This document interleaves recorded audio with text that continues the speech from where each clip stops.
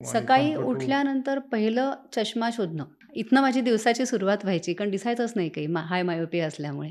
तुम्ही तुमचा कसा निर्णय घेत गेला आणि शेवटी तुम्ही का ठरवलं, की रिलॅक्स स्माईल विथ व्हिओझेड आणि सेफ आपण करावं? माझा अनुभव असा आहे, की जेव्हा मी अनेक वर्ष कॉन्टॅक्ट लेन्स आणि चष्मा घालत होते, तेव्हा कुठे ना कुठे त्याचा अडथळा येत होता. तुम्ही व्हीओझेड आणि सेफ हे त्याच्यातलं आणखीन मॉडिफिकेशन पुढचं शोधून काढलं. तेव्हा मात्र मला पूर्ण खात्री पटली, की हीच पद्धत करून घ्यावी. लेझर माझ्या डोळ्याचंही मी करून घ्यावं. स्माईल विथ व्हीओझेड आणि सेफ ही या पद्धतीने मला अतिशय आज आनंद होतोय सांगायला, की हीलिंग छान होणार आहे आणि मला दुखणार नाही आहे. माझं नाव doctor Mansi Godbole Gharpure. I am doctor Jeevan Ladi, eye surgeon practicing in Pune.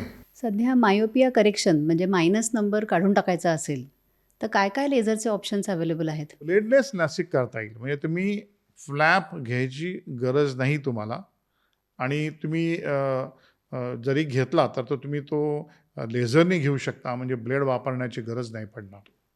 त्याच्यानंतर नेक्स्ट जनरेशन लॅसिक आलं, की ज्याला स्माईल म्हणतात. स्माईलमध्ये फ्लॅपच येत नाही.